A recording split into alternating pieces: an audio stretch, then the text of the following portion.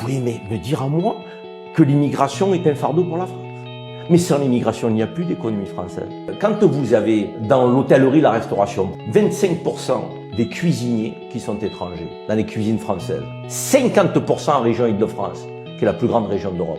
Ça veut dire sans ces étrangers, il n'y a plus de restaurants. Quand vous avez 25% de médecins, 25% de médecins qui sont étrangers, Sous-payés. Sans ces médecins, il n'y a plus d'hôpital public en France. La santé s'effondre. Quand vous avez 51% des taxis, 15% des artisans, des commerçants, 42% des chercheurs, doctorats qui sont étrangers, 15% qui sont des ingénieurs, 49% qui sont des agents de sécurité. Agents de sécurité, nous parlions de sécurité, des étrangers porteurs de sécurité.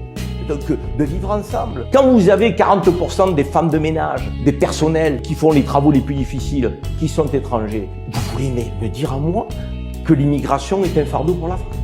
Mais sans l'immigration, il n'y a plus d'économie française.